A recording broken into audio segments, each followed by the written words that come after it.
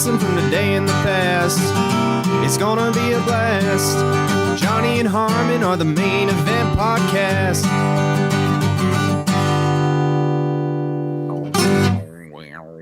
Oh, we're on. Oh God, what was that? What was that noise? That was a weird noise. Hi, how are you? What's going on, Big Bad Harmon? You know, just playing with my voice, playing with my moneymaker. You're getting it back. You're getting it back, right? A little bit, yeah. In the mornings, I still sound like I partied like it was 1999, but yeah, I'm that's like, all right. hello, Yeah, like answering phone calls, and I'm like, yeah. like, what? You still get the Tom Waits thing going on. That's fantastic. Yeah. I like it. But I'm still Tom Waits until like 2 p.m. Yeah. Well, I'm glad that you're feeling better. You're getting better. You're about to go on vacation soon, so that's nice. That'll serve you well, I hope. That warm, humid air will get to me, you know. Florida? Going to Florida soon? Yep. Yeah. Yep. Yeah, nice. But like the redneck, like cracker part of Florida, like upper panhandle Florida, you know, it's like yeah, not like where there's like no amusement parks or anything that people go to Florida for, right? Or like hot chicks, like Miami or anything. Just no, I think I distinctly remember like MTV going to like Panama City Beach back in like the late '90s. But nobody's been there since. So no, I think Dan Cortez is still there. By the way, yeah. How's that for a name drop, Dan Cortez? Wow. Yeah, I have that locked away in my brain somewhere. Haven't thought about that guy since Spring Break '89. But all right. I loved his performance in Demolition Man. He was in Demolition Man. Yeah, he was in the restaurant playing a piano, singing the Tiny Tunes, not the commercials. Was it the show tunes? Yeah, the show tunes. Really? That was Dan Cortez? That was Dan Cortez. That is mind-blowing to me. Unbelievable. Yeah, wow. I don't know why I know that, but that's a little tidbit of info that I never thought I'd learn. You're welcome. Well, yeah, thanks, man. Hey, speaking of movies, we're going to review a movie tonight. What are we doing?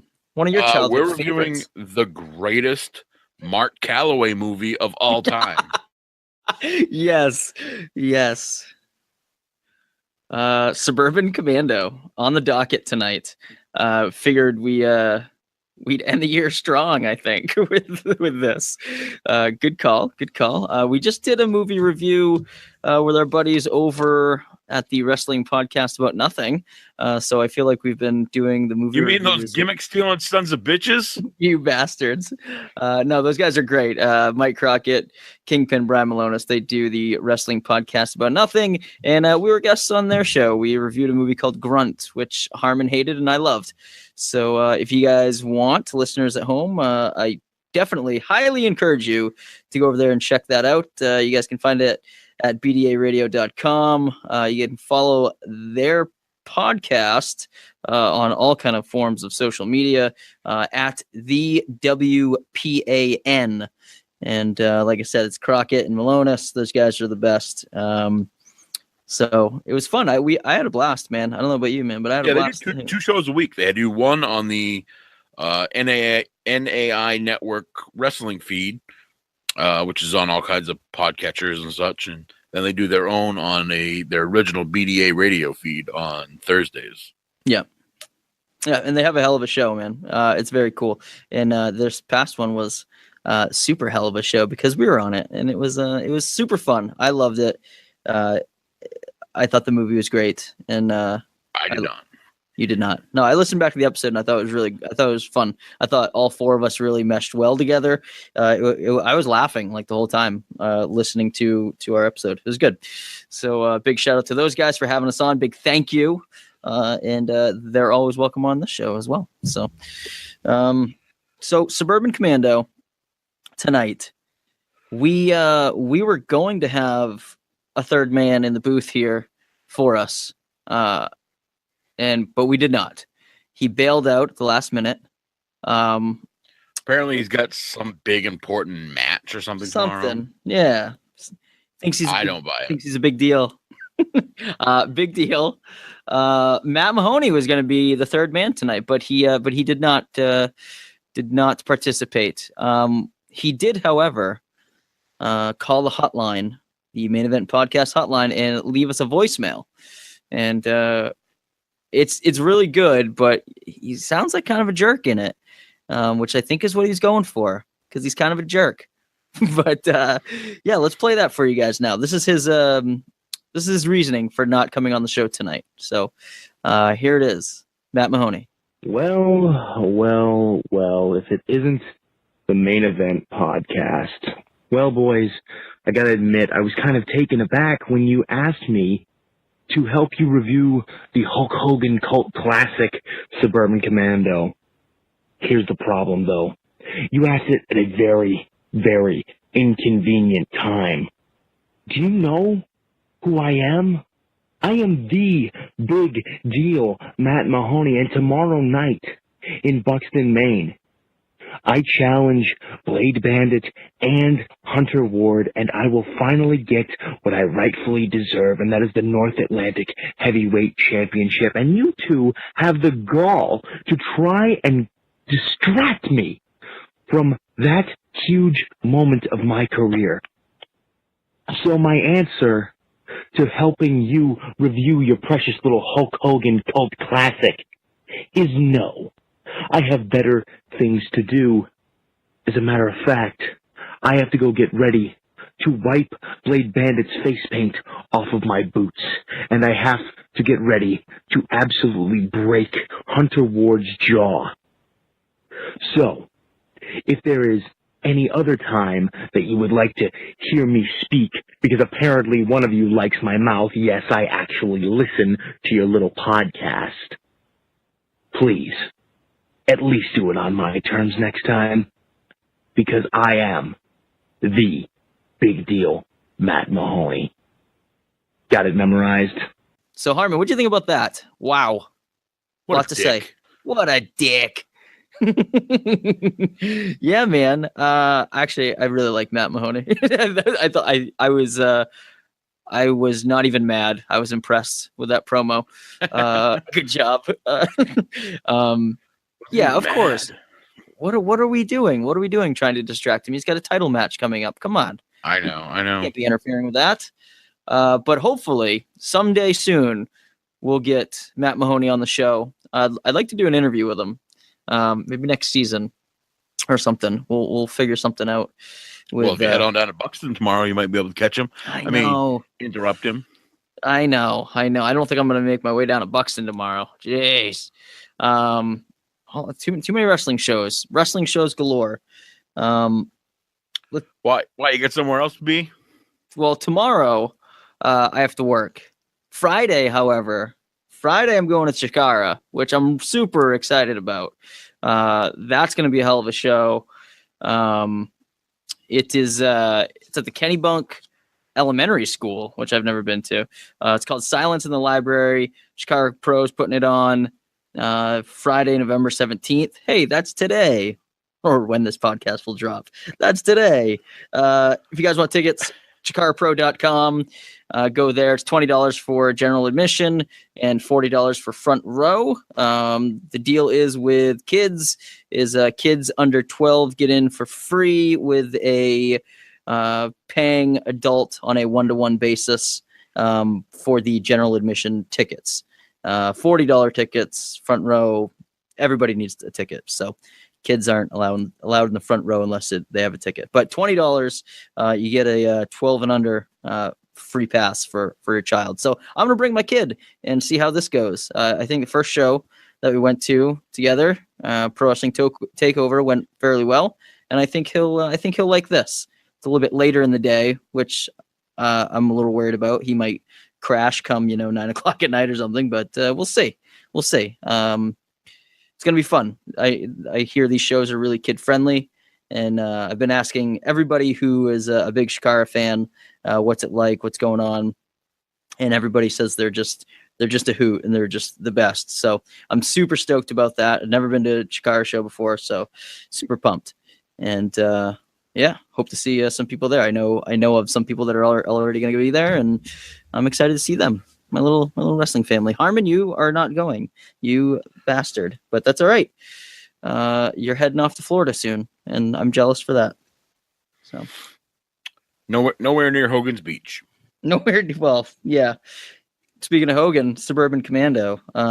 Before we get into that quickly, I'll run through these quick plugs, and then we'll dive into Suburban Commando and talk about your favorite wrestler of all time, Hulk Hogan.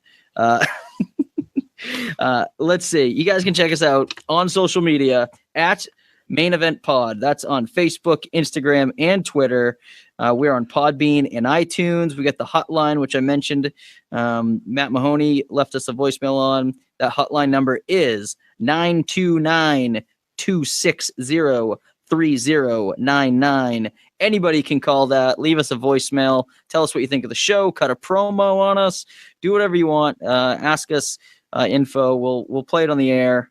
We'll get you on the air. And how fun is that? Interactive. We also have a Teespring store. Go to our Twitter and our Facebook page. It's pinned right at the top there. We're selling shirts, sweatshirts, stickers, all kinds of Main Event Pod merch over there. And again, we get the pancreatic cancer purple shirt, limited edition purple shirt going on this month. That's going to end at the end of this month. So if you want one, get it this month, get it soon after November. It is going to be finished. Never going to make the purple one again. So get it while you can.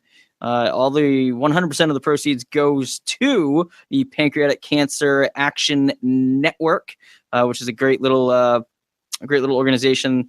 They get a lot of info on pancreatic cancer. So check that out and get yourself some cool swag and do something good and donate to a good cause. Strong Style Brand, strongstylebrand.com/main event pod. Go there. That's very important. That link. We are an ambassador of Strong Style Brand. Go there. We get a little kickback from anything that you buy if you go to that link and use code Main Event Pod at checkout. You get 10% off your order. And like I said, we get a little kickback. It's a good way to support the podcast. It's a good way to get some sweet indie wrestling inspired apparel. They have awesome t-shirts, shoes, hoodies, hats, snapbacks. Just it's cool, man. They got live prov wrestling gear too, which we are big fans of. Live prov wrestling. It has been far too long since we've been to a live prov show. We got to get down there to one soon. They have a show this weekend. They do have a show this weekend. Yeah. If you guys are around in Providence, check that show out. It's like nothing you've ever seen before. It's super fun. It's just a mix of music and wrestling all jumbled into one, and just fun stuff. Usually a lot of Narragansett flowing too. So yeah, if you've ever wanted to have a beer with a wrestler, this is the show to go to, because Brandon Xavier Bell will definitely accept all beers you send his way. Yes, that's a fact. Let's see. I think that's it, man. I think that's it for the plugs. And let's dive in. Suburban Commando. What did you think of this? Right off the top. Tell me I love it. You love it, right? This is like one of your favorite childhood. I love this movie. Yeah. As a child, I loved it. And even watching yesterday, my girlfriend was going, "You realize how bad this is?" I'm like, "Bullshit. This is amazing." Yeah. 1991 this came out, October 4th, 1991, which was just a few days before my 10th birthday. So oh wow, there you go. Yeah, there you go. So I was in prime kid loving mode for this movie. Nice. I wanted to like this movie a lot. It was one of those movies for me as a kid that I think I maybe only saw like once or twice. Like I don't know why. It felt like it was like a really cool movie, like one that I was probably not, I don't know, one that I just didn't see very often. Like it was kind of like out of my realm. Those guys that doesn't like anything that's cool anyway. That's true. I'm such a outcast. I'm such a hipster. Yeah. I don't know, man. It's too mainstream, man. How mainstream was this movie? Was it really mainstream? Of course it was. Oh man. yeah, this was still like, the beginning of the Hulkster's acting career. What is this, the one that he did right after No Holds Barred, or what? It had to be. Oh God, let's look at the Hogan's acting career here. Oh, it's got to be the one right after it. But I don't know, 1991. Oh boy, I'm on IMDb as we speak. Yeah. Oh God, no. What did he do in between? What did he do in between No Holds Barred and this? He did Rocky 3 in 82. Well, right, but come on, that doesn't count. That's not a Hulk Hogan movie. I'm saying a Hulk Hogan movie. I think that's it. I think he did. Goldie and the Bears was a TV movie in 1984.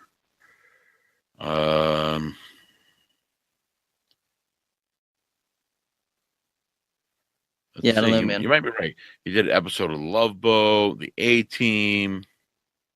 Yeah.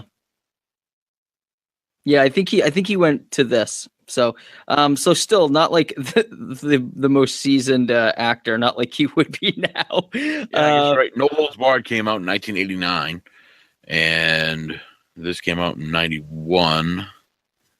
Yeah, he was in Gremlins 2. I mean, that was 1990. That's true, but he played himself. I actually remember that because I went to see Gremlins 2 at the movie theater, and I remember that one scene that he's in, and I was like, "Holy shit, Hulk Hogan!" You know when you see like a pro wrestler like out of a pro wrestling ring or like out of like the WWE thing, and you're like the only one that recognizes them. Yeah. and you're thinking. Then he did Mr. Nanny in 1993. Yeah, which will be on season 2 of the Maine Event Podcast. It must be. It's a must. It has to be. See, I don't know why. For being such a Hulkamaniac as a kid, I don't really remember watching a ton of his movies. Maybe it's just because they were really bad. I'm looking at his filmography here, and he didn't really have a lot of movies. Now that I think about it, yeah, he did a lot of appearances, like Spy Hard. He was in that in 1996. Santa with Muscles in 1996. Assault on Devil's Island, the TV movie that was on TNT in 1997. Three Ninjas. All right. Kinsey's Island. Jeez, the Hulkster here, racking them up. Yeah, well, they were all terrible. Yo, they're the worst. Muppets from Space in 1999. Yeah, I don't know, man. I just didn't love this movie. I don't think as a kid, and especially as an adult, I didn't love this movie. I thought it was super cheesy and hokey, and I don't know. It just didn't, like, a lot of the humor just kind of fell flat for me. And then it was like too much of the same thing, which we can get into, but it was like too much of like fish out of water. Like, it was like, okay, we get it. Like, Hulk Hogan is not an Earthling, and he's an alien commando. Yeah, like, we get it. Like, how many scenarios can you put back to back to back to back? All of them. Apparently, to prove that Hulk Hogan is. All right, this movie was 1991. It was directed by Burt Kennedy, who directed a bunch of westerns, like some that I recognize, dating all the way back to like the 60s. He did like episodes of Lawman, and he did like War Wagon and Devil's Backbone. Hanny Calder with Raquel Welch. Let's see. He did like Support Your Local Sheriff. I don't know any of these. No, he did an episode of Magnum PI. There's some other ones here that I recognized. Then again, my mom made me watch a bunch of westerns. You recognized all those? I didn't. Yeah, Big Bad John. Well, okay. Anyway, let's start this movie off. This movie starts pretty much like a knockoff Star Wars kind of a thing. Like, it's got like this Vader knockoff guy who is General Suitor, we soon to learn. And he's taking over the planet. He's got the president of I don't know, some freaking planet there. And then just right away, Shep Ramsey to the rescue. Well, the president starts telling him, like, well, let's just listen. Not ask my people to give up everything they know to serve a sadistic, egotistical, homicidal maniac. I don't think of myself as egotistical. Proud, maybe. Level 5. Ramsey. See, he knows he's in trouble. Yeah, Ramsey's there. Ramsey. Shep Ramsey. Every time he says Shep Ramsey, I think he's saying Chef Ramsey. like Gordon Ramsay. Gordon Ramsay was way scarier than way scarier. Hulk Hogan in a plastic suit. Yeah. So Ramsey comes to the rescue. The president, in the mix of all this like scuffle, he throws like I don't know, a letter. Is that what it is? A letter? It's a letter. It's a razor letter. Razor letter, and it cuts off the hand of what's his face here? General Suter. General Vader Suter. It cuts his hand off. Transforms Suter into this giant monster because he's just pretending to be like a humanoid. Right, but it's just his hand though, right? He doesn't change into the whole thing, right? Not right then. No, just his hand. Just his hand. Yeah. And he says negotiations are over. And meanwhile, Ramsey's getting the fuck out of Dodge. I know. He just leaves the president there. Leaves the president, starts setting bombs, in the tunnel that he's racing out of. Yeah. Gets into like an escape pod and leaves. And the whole thing blows up. Yeah. With the president on board. Right. Yeah. Like, what a shitty hero that Ramsey is. He just leaves the president there. Like, he just really hightailed it out of there. I was super surprised at that. I was like, whoa, what the hell's going on? Yeah. So Ramsey's like floating around in space now. He gets to his ship, and he's who was he contacted by? It was Zanuck, played by Roy Dotrice. Roy Dotrice is a very famous British actor. He did all the audiobooks for the Game of Thrones series. Was actually in the Game of Thrones. He was the pyromancer that made the what the hell do they call that shit? Dragon fire or whatever, the green stuff that lit everybody on fire. He made that. Wow. I know nothing about Game of Thrones. I got really into this movie, John. I don't know if you know that. No, I want you to take the reins on this. You are more prepared than I am on this. So Ramsey starts asking him for other things to do. Are there any, gangs or giant anything bugs to do? I can help. I can hunt. Yeah, and he's like, nope, nothing really. You kind of beat everybody. And Ramsey gets mad and like smashes his own ship with his hand and breaks it. Yeah. So he now has to land, and he can't recharge at any higher than 0.01%, or else it'll be traceable and people will know where he is. And he's all bummed because it's going to take 6 weeks to recharge his ship. So he has to fly down to Earth. And as he's flying down to Earth, Hulk Hogan, he helps us out with the opening credits music. Yes, I thought I have that too. But I wouldn't want a sister. Now, It's a nice place to live. but I wouldn't want a sister. Such a nice place to live. Not. Get ready to party. Ramsey does not like Earth. No, he is not excited to go there. He just constantly is like, what am I going to do for 6 weeks? And Zanuck tells him, just blend in, just enjoy it, just hang low, lay low, and take a break. Yeah, just blend in. So then we got to Charlie. Charlie, Doc Brown. You got Doc Brown, Christopher Lloyd. He's welding his son's skateboard back together. And his daughter comes in and tells him it's time to go to work, and his wife's giving him a hard time because he hasn't asked for that raise yet. Oh, and then she puts him in a headlock and tells him to ask for the raise. Shelley Duvall in this movie, guys. Right. Shelley Duvall. Do you realize she hasn't done anything since like 2002? No, I know. I think she's had some issues. But Before then. Well, yeah, of course. They need some money. Charlie needs to ask for this raise. He's like, they're hurting for money. So I can't remember if it goes right to Charlie, like practicing his speech to the secretary. It does. Yeah. He's like, well, now you just need to tell it to the boss. Yeah. So she goes in, and it's Larry Miller. Larry Miller. Yeah. Yeah. Who plays a dick in every movie he's ever been in. He's the best. He's the best dick ever. He's the best dick ever. Yeah.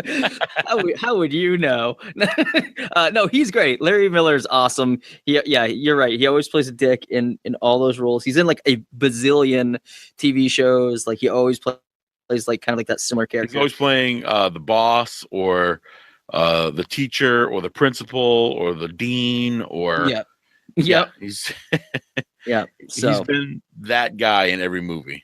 Yeah. So Charlie gets this meeting with him. He's going to go in there. He's going to demand this raise. And his boss, who's the character's name is Adrian Belts. So Belts immediately cuts him off, and he's like referencing his computer for like all this info on Charlie. Like, how's your kid? Blah, blah, blah. Age this, age that. Are you still allergic to tuna? Like all these like facts. He really doesn't know Charlie at all, but he's just referencing. Just keeps his mouth running nonstop, double talking and interrupting and telling Charlie what a great job he's doing and that he's not like the other, money grubbing sons of bitches that are there and that he just keeps his head down and meets his deadlines and does everything right. And before you know it, they're at the door. Poor Charlie's out the door, didn't get a word in edgewise, and has now agreed to do extra work. Yeah. And then as he's leaving and the clients are coming in, you hear the boss say like, "Oh, I worked all weekend on this. I even added something to French doors or something. I can't remember. Something to make it pop." And so he's claiming all the getting all the credit for Charlie's hard work. So again, it's just Charlie eating shit, man. I feel like this whole movie is just Charlie just eating shit. Oh, and we left out that Mr. Belts is showing Charlie all of his awards. Oh yes, very important. Simeon Crystal awards. I'm not sure what Simeon Crystal is. No idea. It's made out of monkeys. I don't know. I have no idea. But yeah, he's got all these awards for what? Just being like for stealing all of Charlie's work, apparently. Pretty much, right? Yeah, just for having the firm that that does all this architectural stuff. So yeah, so then they cut back to the Hulkster. Yeah, Shep is landing his ship at a place called the Landing Zone. It's like a disco skating rink. Yeah, it's like this old. It looks like, I mean, everything still works in there, but it looks like it's just kind of this rundown dance club or something. He turns the power on and like all the lights come on. And this is 1991. He turns the power on. It's still very 1991 inside, so I'm not sure how long this place has been out of business. Right? Yeah. Starts blaring some music. He shuts it off. He doesn't care. And then he just starts walking around town in his suit getup, not blending in at all, with full like built-in cup. Like I loved his gear, by the way. Can we take a second to talk about the gear? It was like the Power Glove on steroids. It was awesome. Yes, it was. It's like ready for like the best game of laser tag ever. That's a great way to put it. Yeah. Good stuff. In fact, every laser tag game ever made after this movie was based on Shep's armor. Yeah. Yeah. So he gets out of this armor because he finds this dog who is stuck in this car, and he's trying to yap away. The sun is belting down on him, and then he looks. But right before this, let's not go by. The first person that Shep walks by is a police officer. Okay. Oh, is it? Yeah. The guy does nothing. The cop is giving a car. He's putting a ticket on a car. It's a police officer, and he goes down the street. This lady's asking this like RC Cola machine for its change back. He hits it, like pretty much robbing this thing of all of his money, and then goes down the street to where this guy's dog is in the car, which the dog shouldn't have been in the car. It's a hot day. He's locked in the car. The windows were up. And he looks over, and the owner is eating breakfast at this little diner. He assaults this man, steals his clothes, and puts the guy in the car and the dog at the breakfast table. Yeah. Your question is why is this? Why is the cop not saying anything? This is 40 feet from where the cop just saw him. Yeah, but it's Hulk Hogan, man. He's gigantic. That cop didn't want any part of Shep Ramsey. What did you think of the stoplight gag with Charlie? I thought he shows up in his little Ford Escort. Not even an Escort. It was like a Festiva. Yeah, this little throwaway car. Yeah, this little piece of shit. I don't know, man. It didn't really do much for me. I thought it was kind of tiresome because it just kind of kept happening. So yeah, so the deal is like they're at the stoplight and he's like, He's like racing all these people. Like everybody's revving their engines, and there's probably like 12 cars. Yeah. And the light turns green. Everybody steps on it. But as soon as that light turns green, the next one turns yellow. So Charlie stops. Everybody else blows by him. Yeah. And he's like, and again, it just proves like what kind of like pussy Charlie is. He doesn't take any risks. He always plays it safe. You know, he doesn't speed up at the yellow. He always slows down. And that's just Charlie's life. And like, I got it like the first time. I'm like, okay, that's his life. But then there's a couple more instances where like they just played, you know, essentially the same scenario and like throughout the movie. And I'm like, no, I get it. Like, stop beating the dead horse. Like, I get it. Like, I get Charlie by now, you know? So I didn't mind the first one. Everyone after that, I was like, okay. All right. So Shep's walking down the street and he sees a sign that says apartment for rent and an arrow. There's no phone number or anything or directions. No. It just has an arrow. And it felt like the house was so far away. Because like by the time he like gets there, I feel like it's like dusk. Like, you know, it seemed like it took a well-traveled walk like to get to. Right. Poor Charlie gets home, and the neighbor next door has got a bunch of race cars and dragsters and stuff, and he's blocked Charlie's driveway, so he can't even get his car in. His little pathetic piece of shit car can't fit between. And he asks them to move it, and they just say, park across the street. So he does. And as he's getting his stuff out of his car, there's this like crazy Camaro like just driving down the road that he has to like barely get out of the way from. And he's like, you know, it's just proving what a wimp he is. Yeah. So he goes in and lays down, and his wife is Shelley Duvall's now like putting the moves on him. Oh yeah. Yeah. She's wearing a I don't know, a robe and a wig. A little silk robe and stuff and a wig, and she's got some leggings on and stuff. Yeah, man. And they're playing some moves on. Yeah, sexy music is playing. Charlie's not in the mood. He's not in the mood. Unbelievable. He's been kicked. You know, the man's down. He just wants to go out to his shop, and let's just listen. Now, let's get out to the workshop. Pick up my hammer. Hit things. But he gets out to his workshop, and it's not quite how he left it. No, that does not happen. Shay! What have you done? Well, what have you done? Now, Charlie, don't fly off the handle. Let me explain. I've converted the shed into a rentable apartment. See how it solves our problems? Now you don't have to ask for that raise. You can let things happen naturally, like you like. So she's pretty much calling him a pussy. Yeah, pretty much. I love not ask for this raise. I love that she like was able to change around that whole room like in one day. Like she just like while he was gone for work, she just changed that around. She took the man's workshop and made it. They don't have any money yet. She did about a $3,000 restoration on that. Right, a livable apartment. So like that had to have like plumbing, like running water, like all this stuff. Which I thought was really strange. And then knock on the door. Guess who's there? Shep. Yeah, of course it is. Of course it's Shep. Why wouldn't he be?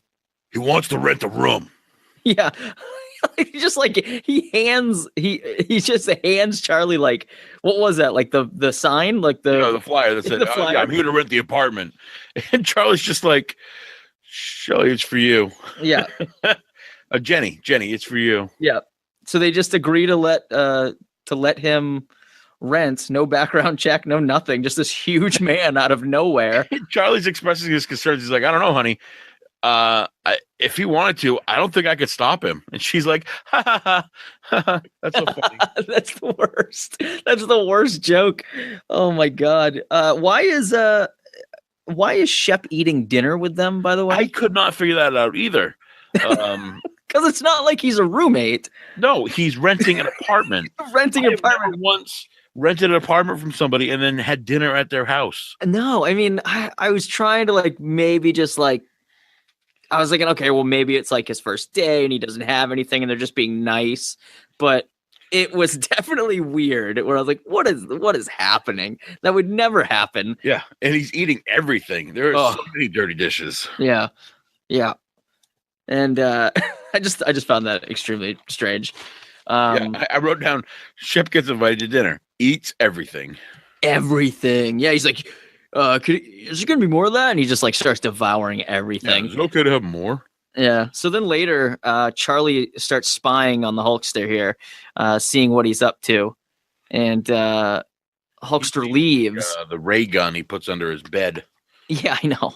So yes, the Hulkster leaves. Charlie goes in there. He finds this like ray gun, this blaster, and he shoots it, and it goes like through the wall and like blows up one of his neighbor's cars.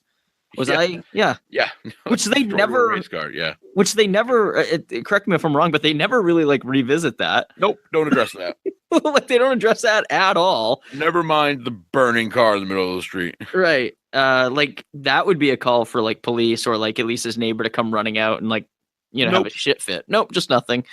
But what this does is it sends a signal to the bounty hunters here. Wait a minute, did we skip over the bounty hunters? Or have they not been introduced yet? No, they've already been introduced. They're already like it was like such a weird introduction. It wasn't even funny. Like they don't say anything. Yeah. They just get introduced. They're looking for Shep. Go get them. Okay. Yeah. So they're out looking for signals, and by Charlie playing with his gun, it sends a signal out, and the Undertaker finds it. Right. That's right. Yeah. Well, no, you know what? No, I don't think. I think Suitor finds it first, and then he brings, and this is where we meet the bounty hunters, because I think that's later on is when Taker, and the other bounty hunter driving around. Yeah, we're getting a little ahead of ourselves. Yeah, so Charlie sends that signal off. Suitor finds it, and he brings in the bounty hunters. That's when we meet Taker. They walk in, and I was like, "Holy shit!" Undertaker. I remember that when I was a kid. I remember that Undertaker was in this and thinking that was really cool that the Undertaker was in this because you don't really see him ever in anything, especially then. And you never saw him in anything other than this anyway. I looked up on IMDb. This is the only movie Mark Calloway's ever been in. Interesting. Very interesting. Considering he's been with WWE like forever and they definitely like to push their top guys into like mainstream when they can. That's very interesting. Kane has been in more feature films than The Undertaker. Well, yeah, I mean that's crazy. Dolph Ziggler has been in more feature films than The Undertaker. Yes. So then let's see. They kind of cut to Shep's. He's got an intense first morning here on planet Earth. So Jenny's like screaming and he like runs to save her. Oh, wait. She interrupted his workout because he was doing like presses with a drill press and a bandsaw. Yes. Like very short presses. Yeah, very quick, not full extension or anything. Come on, Hulkster. You got to work on your form, Hulkster. Yeah. Very isometric. Yeah. Like working on those peaks, Right. So he goes inside to save Jenny. She's like watching TV on an episode about like how to scream out your tension. And then the mailman goes to drop mail in the slot and he freaks out and like tries to slice the mailman up with this giant fucking Rambo knife. Yeah. He knows mail as being this razor sharp, deadly weapon. Right. Not letters from grandma. Right. Yeah, and then the paper boy comes by and throws a paper at him, and he tries to charge him, and he's just like all over the place. Jenny stops him from the paperback, but then she goes inside, and we get a little bit of this. Bullseye, smart ass. Yes. He throws the paper so hard it drives the paper boy into a shrub. Yeah. And then Jesus Christ, this whole day is just like Shep Ramsey, fish out of water. I mean, it's just he tries his hand at some skateboarding. Yeah. And then meets the neighbor. He meets the neighbor. Here he is right now. Colonel Dusty? Yeah. Colonel Dustin. Yeah. Great strength, piss ass balance. And who are this man has a loaded rifle like next to him in his Jeep, by the way. Really? And like a bottle of whiskey on the dash. Yeah. Commander of the 94th Fighting Beagles, Colonel Dusty McAllen, United States Army. You can call me Colonel. Who are you? Ramsey. Shep Ramsey, Nippon First Class, Paladin of the Secret Strike Force 119, under the guidance of Zanuck Vivian, Supreme Doctorate of Rule, through Vita 9. Vita 9. Things certainly have changed since 44. Nice. Yeah. That's Jack Elam. Jack Elam. Yep. He was, I always remembered him as the proctologist from Cannonball Run. Like, he used him as a doctor. Oh, I think Jesus. it was Cannonball Run 2 with Burt Reynolds and the hell was his name? The big chubby guy. Never saw it. You never saw Cannonball Run or Cannonball Run 2? No, never. Great. Yeah? Jackie Chan was in one of them. Jackie Chan? Yeah. Oh, boy. It was like a movie about race cars. Well, he played a proctologist, and he had like these super long fingers, and he kept smelling his middle finger the whole time. What? Oh, my God. It's super weird. That is super weird. That was Colonel Dusty? Yeah. Oh, boy. Weird. They have a nice little bonding session here, though. They kind of like... They pretty much hang out all afternoon because when Charlie shows back up, Shep's still there with the Colonel. Yeah, they're just hanging out. They're yucking it up. They're talking about the old days. Colonel's telling them Colonel's telling them like how to like lose to win or something. I didn't get the story, but I didn't get it either. It was, I don't know. It was just like some old war story that he was telling them. And then so Charlie comes home, and again, like every day of his life, his neighbors have blocked the driveway with their cars. And, again, like the neighbors just being huge douches. And the Hulkster comes over, he picks up one of the cars and rolls it away. And then the neighbors come running over. They're super pissed. Here you go. Yeah, you got it. Hey, Goldilocks! You got any idea what these cars are worth? $30,000. You got any idea what we're gonna do to you if we find one itty-bitty scratch on them? Any idea? Let me guess. You're gonna pound my face, break every bone in my body, then you're gonna drag me across the gravel road and feed my remains to a warthog. Is that about right? What are you, nuts? This is the 90s. We're gonna sue you. We're gonna get you for willful destruction of property. Yeah, Mental anguish. that's giving it to him. Also work hours. We get That through guy. it, you ain't gonna have a dime left to your name. You'll be hearing from our attorney. I love that guy in the background, like his hype man. He's like, that's giving it to him. that's giving it to him. You're gonna hear from our attorney. Oh, that's good. Yeah, and I think the Hulkster says something like, what kind of world is this? Like, Right. so- Yeah. And it's funny, man. That's the thing, man. It's That was the 90s, though. Everybody was like Sue happy back in the 90s. too happy. It's the McDonald's coffee thing, man. Open the doors for everybody. You can sue for anything back then. It's crazy. Yep. Yeah. You're gonna drag my body down a gravel road and feed me to a warthog. So then that speedy Camaro comes flying around again, which I wish that they saved this scene for like the end, like the very end. Yeah, it's a little out of place. Yeah. I kind of skipped over it, but Yeah, I felt like this could have been the payoff instead of like the actual ending. well, no, but I mean like the whole, like the thing in like Charlie's life, like the racing thing, like where the street light or the traffic light thing with Charlie. I feel like this would have been a better payoff, I think, of like him getting revenge on like this pesky Camaro that speeds around the neighborhood. But anyway, this happens now. This car's screaming up the street, and Charlie's kid is skateboarding, and these kids are like driving this car, and they're not going to see them. And then Shep has to make the save, and you think that's it, but then Shep like tracks down the car and like flips it over. Like, what a maniac. Again, he's causing like all kinds of damage. Just like grabs it and flips it over. Yeah. And then he like drags drags the door off and starts peeling the guys out of it.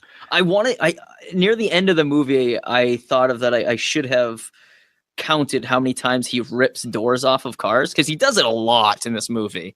Like he rips a lot of doors off cars here just to like prove his strength, and again, just like how out of place he is. Like, oh, I can't figure out doors. I'm just gonna rip him off. So I can only think of two. This one and Charlie's car. I remember it quite often somewhere. Maybe it is only two, but maybe it felt like 90. Like, I don't know. But yeah, so he rips his car door off. He pulls the kids out. And keep in mind, these are like kids. These are probably, I don't know, 18, 19-year-old young adults. And the Hulkster's a monster of a man. And then he spins the car around too. I liked that. Like, where Charlie comes over and stops him from doing anything further. And then they go to walk off, and he just, to get out the last bit of aggression, he spins the car on its top, and the thing just spins around like a top. It's great. Which is something that I imagine Hogan could have done in 1991. Oh yeah, for sure. You just get enough momentum going. Yeah. What happens next? Shep's getting ready to go out for the night. He's heading to his ship, and Charlie's following him. That's right. Yeah. Yes, he's following him all over town. He follows him to where his ship is, which again, yeah. Shep saves a lady from getting mugged. Yes, again, they're just like every example that they could possibly give. They spend every minute in this movie just proving like how good of a hero Shep is. It's just crazy, like scenario after scenario. It's nuts. So Charlie follows him to his the landing place or whatever that club is called. Well, on his way there, he runs into a mime and offers to give him some help. It must be a K7 force field. Don't worry, I'll break you out of there. Glad I could help. Mime's pretending to be stuck in the box, and Shep helps him get out. Yeah, funny. I'll get it. I'll give you credit on that. Those are funny moments, and the music tells you it's funny. The music does tell me it's funny. And Shep's cluelessness too is like I don't get it. I mean, he clearly knows what a punch in the face looks like. He just punched this guy. It doesn't make any sense. But whatever. It was funny. So does Charlie start up the? Yeah, Shep checks on his spaceship and make sure everything's okay. It's charging up okay. He still has 21 days before he can leave. Yeah. So he locks up and leaves, and then Charlie goes in and unlocks it and he's just all of his stuff. He's just fascinated with all of this, the technology behind it. He's like, what is all this stuff? He finds the suit. And he finds, I believe he powers on something, right? X-ray goggles. X-ray goggles. And so does that send another signal? Yes, that sends the signal out. And the bounty hunters, they already know something's up because a skateboard went whizzing by their that's right. That's right. It's a nice little callback to the skateboarding scene earlier. Right. Yep. It's nice. Where he took a huge back bump off the the skateboard, and he gets mad and chucks it into space. Yeah. So they see the signal, which kind of pinpoints his location even more. So then they kind of they redirect a little bit, and they head our way down here to Earth. Yep. Charlie uses the X-ray glasses and sees that a woman is in trouble. Yep. So he puts on the suit because it augments your strength. Yep. And he had them. Let's see here. Yeah, he's got a very boisterous threat here to the criminals. Come here, baby.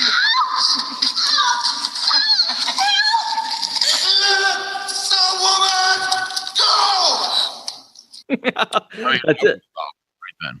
I mean, I wouldn't have been raping a woman in the alley with another man, but well, of course not. But these guys were hard-nosed criminals, man. And Charlie tries to come to the rescue, and it's an immediate fail. He immediately gets shot. He gets shot, and of course, this dumb criminal shoots him in the only he's got all this open space. His body is exposed, but he shoots him in the one part of the armor. that could protect him. And so the guys are kind of scared for a split second because they're like, oh shit, he just took this bullet. But then Charlie just falls backwards because the suit is so heavy, allegedly. Yeah, and he does a complete turtle and can't get up. Yeah. Yeah, he's still a huge wuss, even in this suit. Yeah. But then what does he do? He hits like the rocket boosters or something and like dives on launches through the air and lands on both of the guys and knocks them out. Yeah, very poor choreographed move there. And so she is all like, hey, is there anything I can do? Anything at all, which I thought was very suggestive. Hey, I took it just like that. Okay, You're right. You took it the same way I did. I was like, whoa, she's coming on very strong. Charlie was getting a Hummer in that alley. No joke. That was gonna happen. Even though she was about to get raped, she was willing to give up sexual favors for that. Thank you. Yeah, for not getting raped. Yeah, it was such a weird, which is weird. That's not how women work, man. No, like, come on. She would have been a complete emotional mess. Yeah, not like anything. I'll do anything. But meanwhile, the Hulkster is like on his way back, and he hears laser fire, and he like puts his hands up like he has a gun. But he doesn't. Yeah. But, hey, real quick before that though, before they cut to that, they kind of pan down, and you see that. Oh, that's right.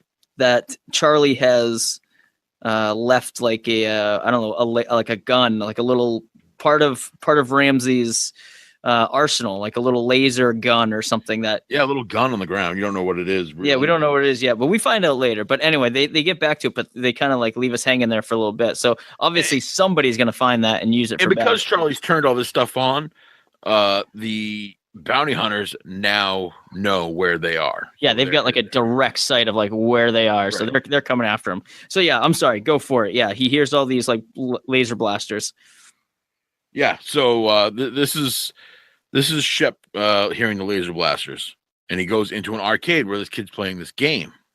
No way to win this galaxy this time, Travis! Oh no, we got deflectors! Use your phasers! I can't, I'm in hyperspace! Expert at this game. You're crazy! Travis is sword slugged us to get more power! Impossible! I thought only Semites could do that! My shields are failing! Try boosting your injectors! No! I'm doomed! It's over! It's never over! That's what they said about General Suter. Give it up, Dragos. Give it up. Give it up. Give it up, Dragos. Give it up. Give it up, Dragos. And then it does. Dragos gives it up. You did it! You just saved the galaxy! Like a little like white flag comes out like from the game. A little white flag of surrender comes out of the side of the machine. Yeah, like what was that? Like, why did it like start smoking and just like explode? Like he was playing the game too hard. Like, it doesn't make any sense. Is so good at video games that he can melt them. He melted the insides. Yeah, that was nuts. Yeah, I guess it's funny to people like you. I don't know. Hilarious. Again, it was just like, oh, he's super out of place. He doesn't know if this is a video game because he was like, what game? Like that he just thought that was real the whole time. So Shep ends up going back to the ship, and he notices that some stuff's missing. You know, some stuff is different, and obviously somebody went through his stuff. Oh, wait, you missed two gags on the way back here. You know, fish out of water. There's the cat gag where the girl's crying. Oh my goodness. He says, "What's the matter?" She's like, "My cat's in the tree." So he grabs the branch and bends it on down. And the little girl's like, "That's not my cat." So he just lets it go, and you hear the cat go flying off of the screen. Yeah, it just flies away. Well, that was a funny gag. That's some good slapstick right there. That's pretty good. Elizabeth Moss. She ended up being in some movies later on as a teenager. Oh. Yeah. And then right like immediately after that, he like goes around the corner, and there's this old lady like grabbing melons. And she's like feeling the melons and telling him how to pick the ripest melons. She's like, "You want a soft one. Those are the best." He's like, "Oh yeah, really? Soft ones are the ripe ones are the best ones?" She's like, "Well, yeah." So he grabs one and just explodes it in his hand. He's like, I found a good one. And then like wipes his hands off and leaves. And this old lady is just covered in melon. Oh yeah, she takes it right in the face. Just melon in the face. And why would that be a good one? I like that he's like, yeah, that was a good one. Well, I can't use this now. It's just everywhere. Right. Like, what's he talking about? Right. Oh my God. What a mess. So yeah, so then he goes back to the ship and he sees that things are out of order. And he goes looking for Charlie. He goes to Charlie's work and he demands to go into that office. But the secretary there, so she was a spitfire, man. She didn't take shit from anybody. She tells him to take a seat. And she yells at him. He like smashes something on her desk, and I had to like rewind to see what it was. What was it? It was like an old letter scale. Oh, like for weighing the mail for postage. Yeah. Huh. Yeah. So she yells at him, take a seat, and then he picks up the seat and like carries it over. He takes it very literally. And she's like, aha, you're real funny. Yeah, she thinks he's just being sarcastic. But she doesn't know that he's just a buffoon and can't understand, like, analogies. Simple things. Yeah. So he finally confronts Charlie, right? And then he's asking him all, like, he's all pissed off that he went through his shit. So then they go on this hunt. They go on the hunt looking for this gun that Charlie dropped. So Charlie takes him to where he saved the woman. Yep. And they don't find the weapon there. So then Shep has an idea. Wait a minute. We can find them with this. It zeroes in on the gun's electronic signal. A homing device. Great. Why didn't we just use this in the first place? Shut up. Yeah, like, come on. I wonder why that line. He happens to pull it out of Charlie's dash. I know. How is it already in there? I don't know. I wonder why that line was written like that. Like, I wonder if there was just like, well, how are they going to find this thing? I mean, it could literally be anywhere. They're like, well, let's just make up a tracking device, I guess. But they've already. We missed the part where Margie pulled a gun on them in a building too. Did that happen already? Yeah. Like he's like got him pinned up against the wall and she's like, hey, put him down. Yeah, that's right. Yes, that's right. Yeah. I feel like she had a gun at all times. Like that happens again. That happens again later. She just comes in with like this massive gun. She's great. Margie, packing heat. Yeah, she was great. Is that her name? Margie? Yeah. Margie. Yeah, she was good. She's a good character. So they track it. They track that laser gun or whatever it is. They track it to a bank, to where those bums from before that had that lady, that Charlie saved, they found it, and they're using it to freeze everyone, and they're gonna rob this bank. It's like a freeze gun. So we find out that it's a freeze gun. Pretty neat. They go into the vault and they basically they scuffle with the bums. Charlie ends up getting frozen, and but they get it back. Shep gets it back, but just bad timing. The bounty hunters come in. Old mean Mark Galloway. No, you're not skipping over this. What happened? Those bums spray Ramsey with that gun. Oh, that's right. That's right. He, like, as the smoke clears, he's not frozen, and he's pouring this like bright green liquid down his mouth, and he's like, antifreeze. Oh, and then my he God. beats the snot out of him. What a horrible joke. Antifreeze. Antifreeze. I missed it because I thought it sucked. Antifreeze. Drinking antifreeze, which is insane. Which is deadly. Yeah, well, not to an alien, apparently. Poison, kid. Yeah. Don't drink antifreeze, even if you're getting shot at with a frozen laser beam. So the bounty hunters show up. But Shep and Charlie, well, Shep he closes the door on them, and then they get away. It was a pretty lackluster scene. I wanted some fighting to really take place there between Taker and Hogan, but didn't happen. No. We're gonna save that. So they get away. And then what happens? Do they go back to the ship, or because the only thing I have next in my notes are about the crystals. I feel like this is coming on very fast. What happened? Like Shep took him back out to like, I guess it was the ship to like thaw Charlie out. Oh, that's right. Yeah, because he's like, "Oh, Charlie, Oh, yeah, I remember he says that. He goes, "Oh, Charlie." Like when And then, like, Charlie thaws out, and he's in a bad mood. Yeah, he's got a headache. The headache, it causes headaches, which you would think. Right. And he pretty much like gives Shep the it gives him a bunch of shit because he's bringing all this destruction down onto Earth and Charlie's family. You know, Shep's fault for bringing it down, even though Charlie's the one that played with all of his shit and Right. led them down there. So he pretty much tells, like, Shep's like, I'm just gonna go, but I can't go unless I can find, 50 pounds of Simeon crystal. Bing. Yeah, which just so happens to be what Charlie's boss's awards are made out of. Right. Wah wah wah. And then it just so happens that They're having an event. They're having an event there where these crystals are going to be. So they get all dressed up in some Tuxedos. some tuxedos, and they go to this party to try and get their hands on the Simeon crystals, brother. And they run into Margie there. Oh yeah, Margie. She's starting to recognize the Hulk. Margie's looking good. So this is what she has to say to him. Football, now that's my idea of a night out. Football. Oh, yeah. I mean, what could be better than a bunch of beefy, burly boys beating the crap out of each other trying to score? Being a burly boy. Where did you say you were from?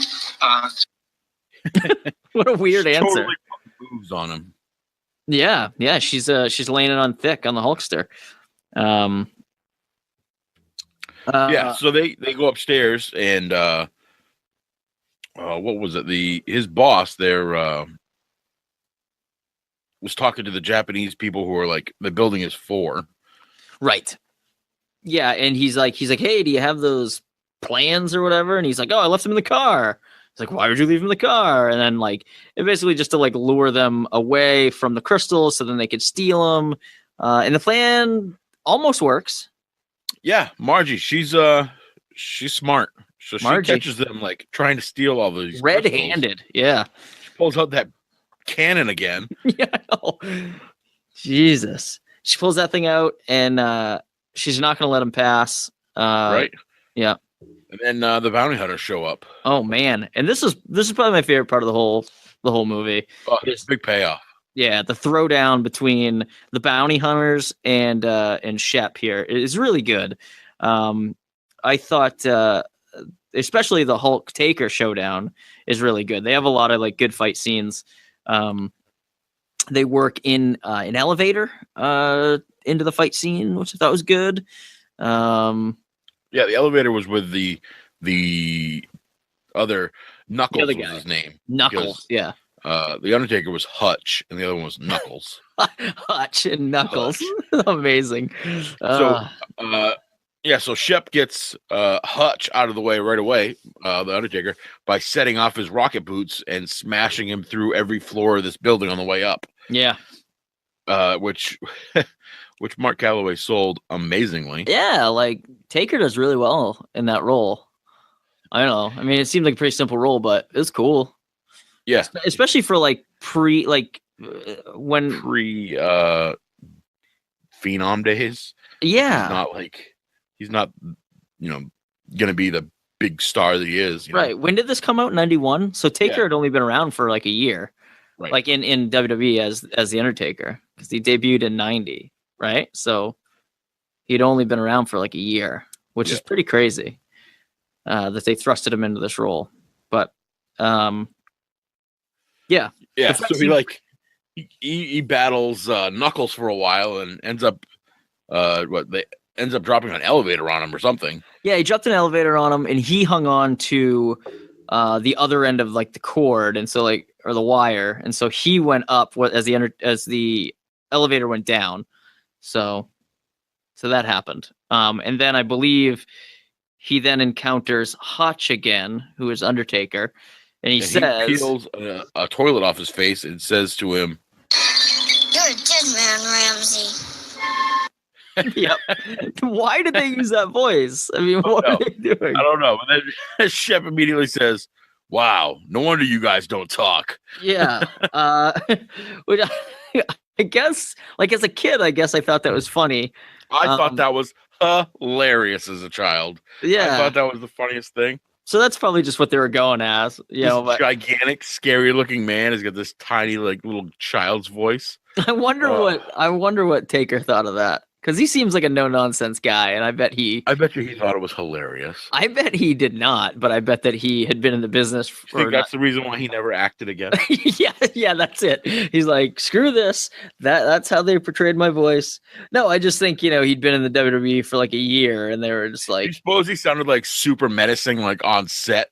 Like he pulls the toilet off his face and he's like, "You're a dead man." well, you know what? Ramsey." You know what? You know what I just thought of is that I don't think that he was even talking then in WWE.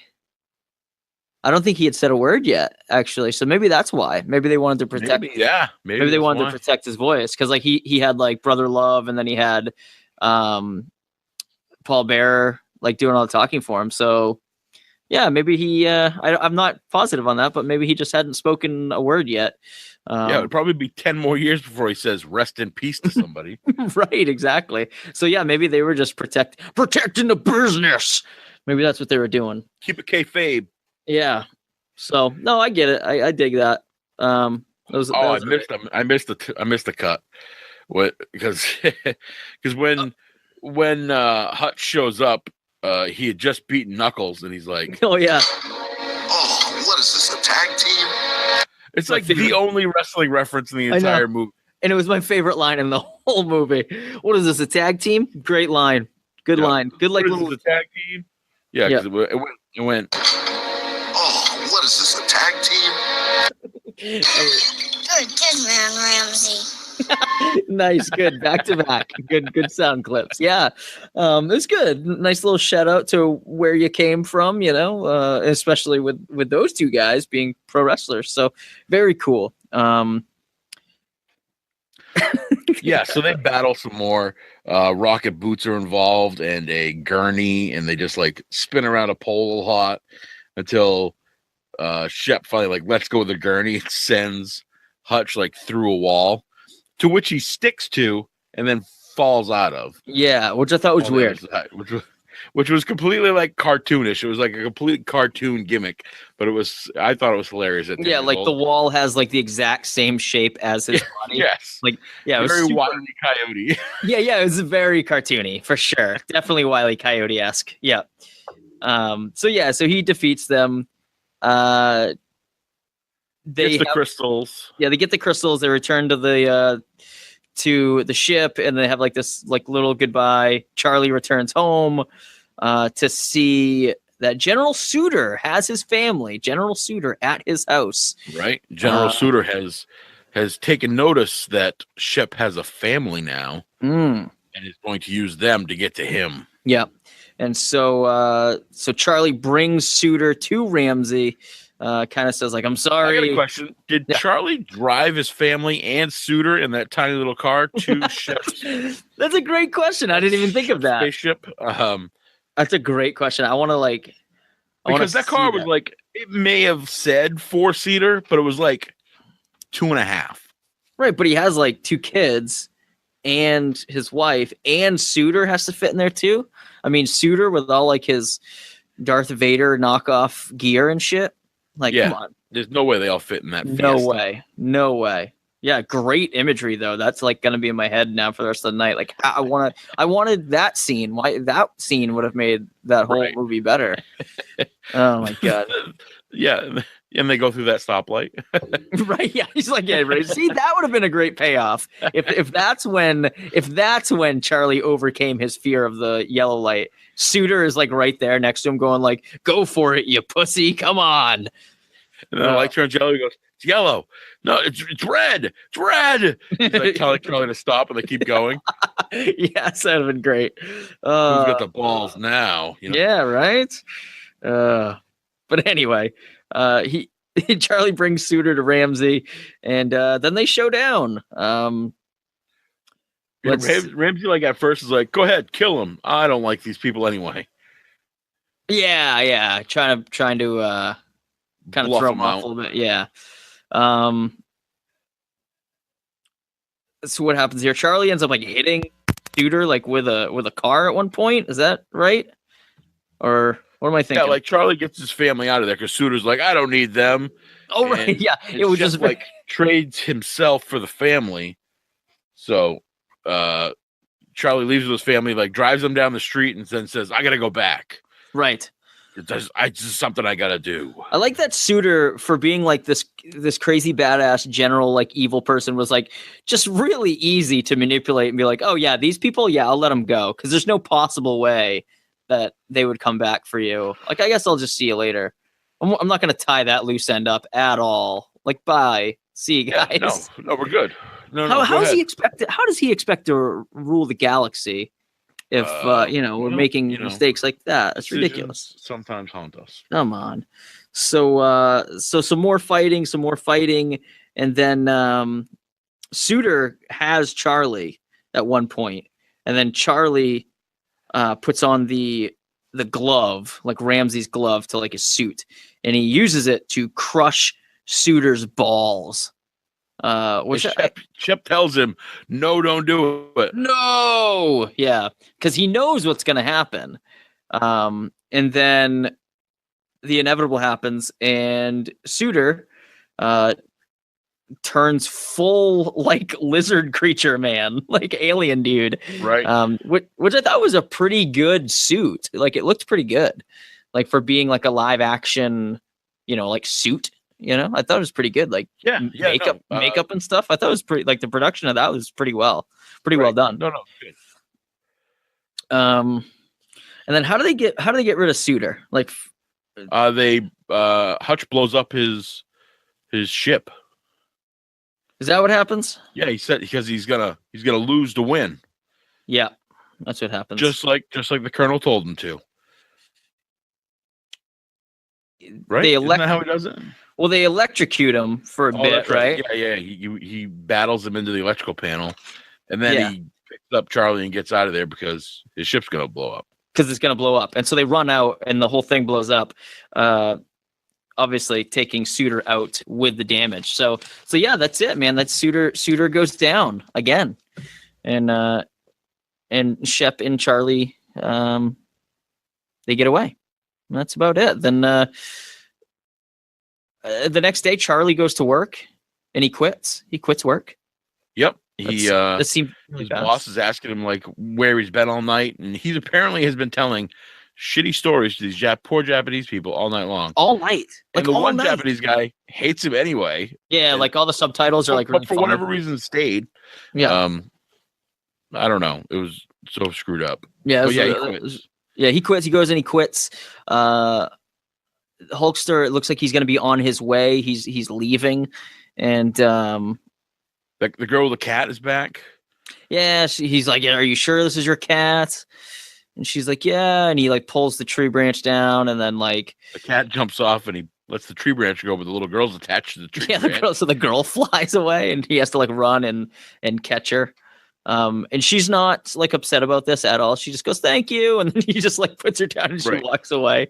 She just got flown like 70 feet in the air. The kid whose skateboard he tried earlier and launched into space comes by, and he's like, "Hey, we got some unfinished business." And he's like, "No, man, that was my only board." And he's like, "Here, take mine." Yeah, it's some like super like 6-wheeled, like rocket powered skateboard. Yeah, it's some like crazy thing. Stuff. Yeah, some futuristic fucking skateboard. And then he's able to like pull off all these tricks. He's doing like all these flips and shit. Yeah. Like all of a sudden he can just skateboard now, whereas before he couldn't even stand on a board, which is like, when did you have time to learn all these skateboarding moves when you're saving the galaxy? You're saving the planet. Well, he had his own board. I mean, he must have had some downtime somewhere. I guess, but couldn't even stand on one before without falling off. I don't know. I don't know. Unbelievable. So yeah, they're kind of showing you that he's still a little out of place here, getting there, but he's still a little out of place on planet Earth. Then like they go up to like the top of this building. What was he? Where was he going? Like, did he? He had the bounty hunter's ship. Oh, is that what it was? Okay. Yeah. Nice. So they're gonna leave. I'll say this: the goodbye scene between Shep and Charlie was pretty good. Like, it was pretty well acted. Like, I mean, Christopher Lloyd's no joke. But it was Margie's going with Shep. Margie is going with Shep. Yep, that's gonna be that's gonna be some intergalactic banging going on there. He's boning, intergalactic boning. Yeah. Margie seems like the kind of gal that would do all right for herself out in the galaxy somewhere. Especially if she keeps that cannon with her all the time. Oh, I'm sure she's bringing that. Yeah. But yeah, the goodbye scene I thought was good. I thought it was like so good that it like didn't fit this movie at all, because I was like there. It was just so overdone and like really well done, like that their relationship like didn't need that at all. Like, their relationship was not very good. Like, they had like this one day of like chaos, but they never had like a heart-to-heart talk. They never had like anything, they didn't even have like the bonding moment that like Shep and the Colonel did. It was just kind of like fighting bad guys, and then, oh, they're gone. But the goodbye scene made it look like they were like brothers or something. It was just crazy. Right. It was just like, it was like really, really well done. There's an unbreakable bond between them now. Yeah. So Shep and Margie, they take off, and then we get the Charlie final scene here of hitting he jumps to the stoplight. It turns green. He runs out, and apparently he's stolen one of Shep's blasters, the irresponsible asshole, and blasts the stoplight off, and everybody cheers, and it turns into a high-speed chase. I don't know. Yeah, he kind of waves everybody on. Everybody cheers, and like they all drive off to work, which it was very strange. Again, like, that's just chaos. Like, that would immediately call for police to come, and like, you can't just go around blasting and things for like more that. bounty hunters to come to Earth because of the energy signature of that weapon. Well, I don't know. Are there really bounty hunters still out there looking for Shep? Yeah, who cares? Who cares? Movie's over. Roll credits. I just want you to know. Okay, this is 1991. This movie came out. Yep. These are some other movies that came out in 1991. Oh yes, let's hear them. White Fang with Great movie. Ethan Hawke. Great movie. Robin Hood, Prince of Thieves. Great movie. Jeez. Teenage Mutant Ninja Turtles 2: Secret of the Ooze. Oh, Ice Ice Baby. Starring Kevin Nash. That's right, and Vanilla Ice. Right. City Slickers. God, The wow, Rocketeer. these are just that came out in 1991. 1991. The Naked Gun 2.5. The Smell of Fear. Oh man, Bill and Ted's Bogus Journey. great movie. I liked it better than the first one. Ernest Scared Stupid. So good. That's my favorite Ernest movie. Little Man Tate. Man, Beauty and the Beast. An The American Disney movie? Tale. Fievel Goes West. oh my god, The Addams Family.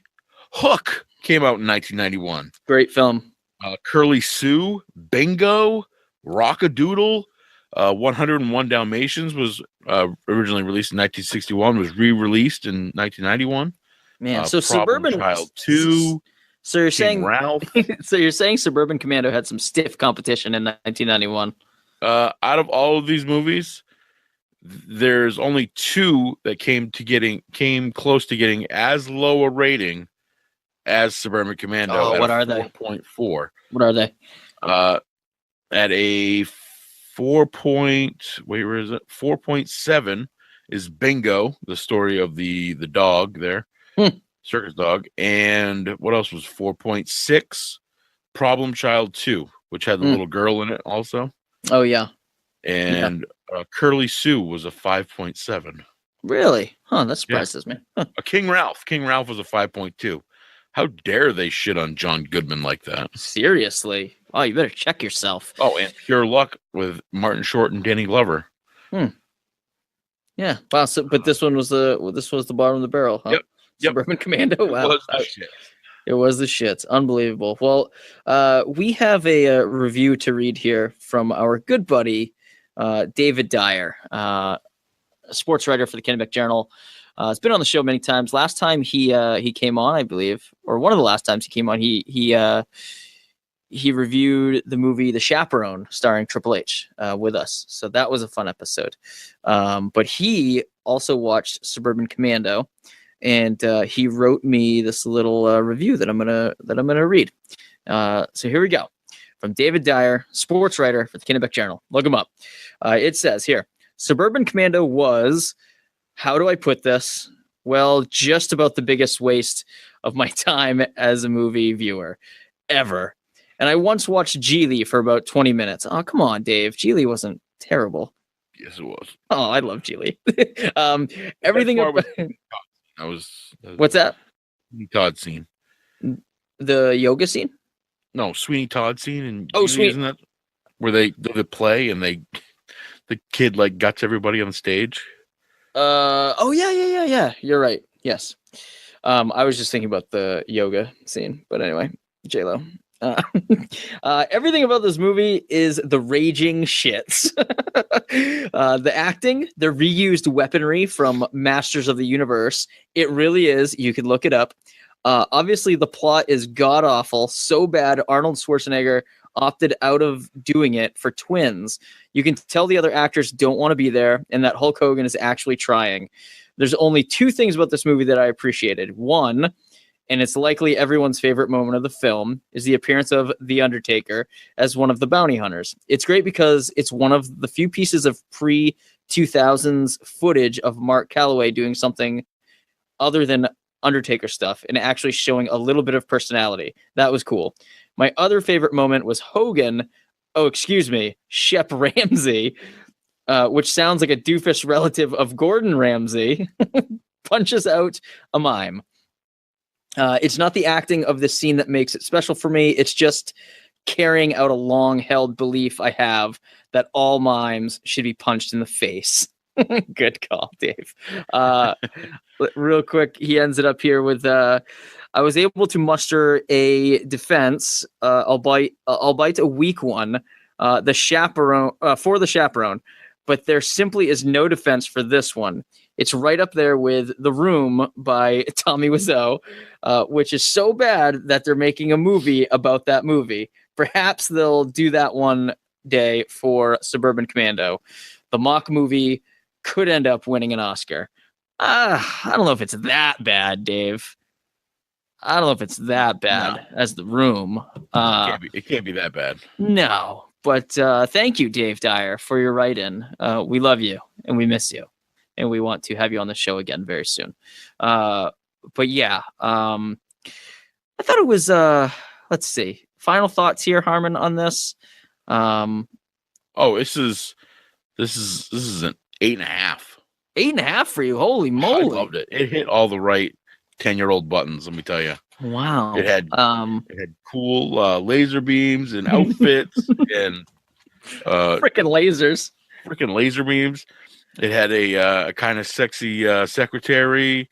It had monsters and video games. I mean, it was everything a 10-year-old could want. Yeah. Is that how old you were when you saw this? 10? Is that what it's 10? Yep. 10, yeah. I was the wheelhouse for this movie. Okay. Yes. Yeah. You were the demographic, like perfectly.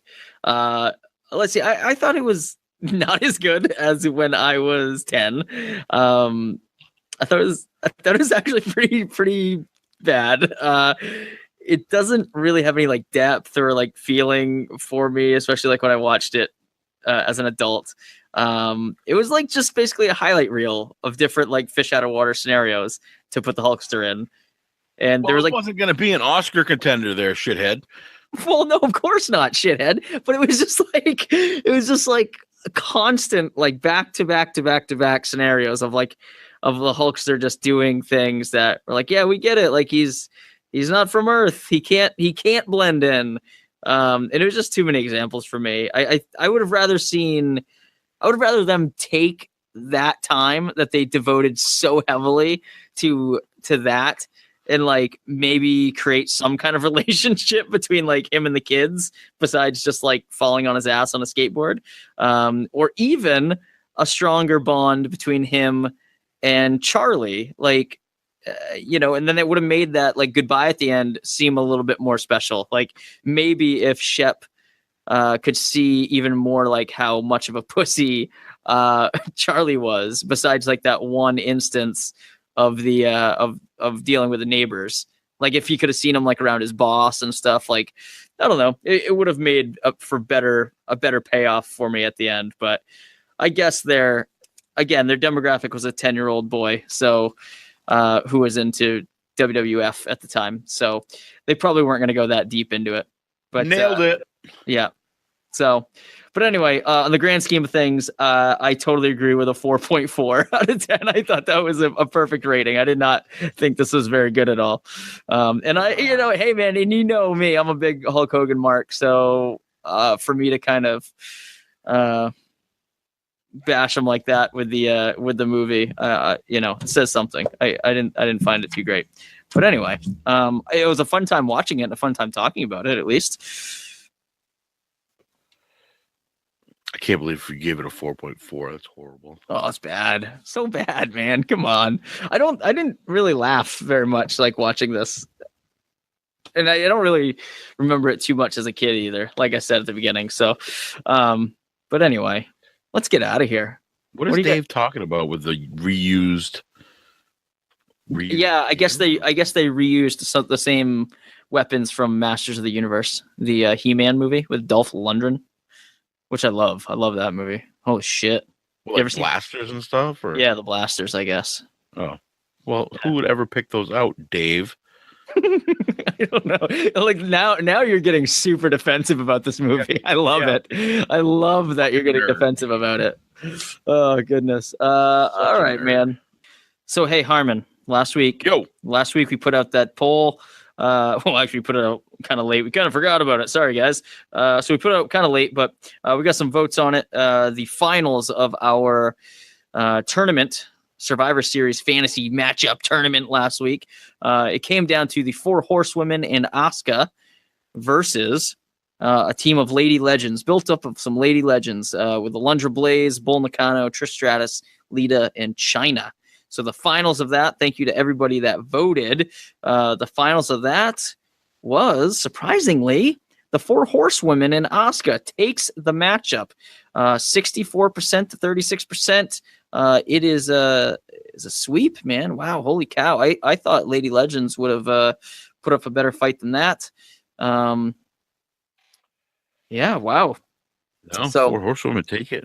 4 horsewomen and Asuka take it. So thanks, guys, for voting on that. That was a fun tournament to do. And yeah, that's it, man. Where can people find you on social media, Big Bad Harmon? They can find me rallying for this movie at Harmon316. Rallying for this movie. Oh, my goodness. Amazing.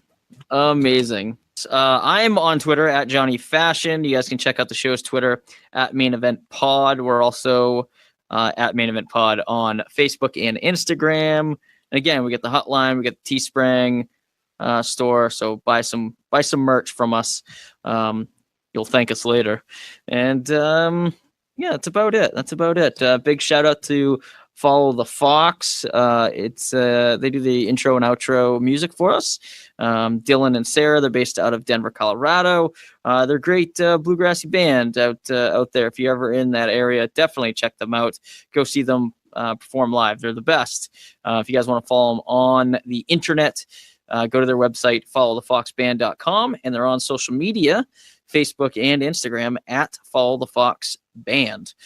They're great. Tell them that we sent you. And that's it, man. Good show, buddy. Thanks for watching Suburban Commando, and I'm sure that you enjoyed it. I watched it twice. You did. Wow, yesterday and today. You're a maniac. Unbelievable. I love it. I love it. Oh boy. Anyway, hey, have a good trip next week. I know you're not going to be around, so we'll be doing something, I think, a little blast from the past next week on the show. So I'll be chopping something up from maybe like an old interview or something, but I know you won't be around, but we'll figure something out. You're not going to have semi-regular Greg on? I don't think so. I think we're going to maybe just it's Thanksgiving, It's Thanksgiving, people are with families. Enjoy your families, people. Yeah, exactly. So we won't bother you, but we'll throw something out there for you guys to listen to if you guys are driving. Maybe an old interview. We've got a couple in the Hulkster here that we could chop up and give to you. So anyway, Harmon, have a great week, man, and we'll see you when you get back. Have fun. Thanks for joining me tonight, listeners at home. Thanks for listening. Catch you guys later.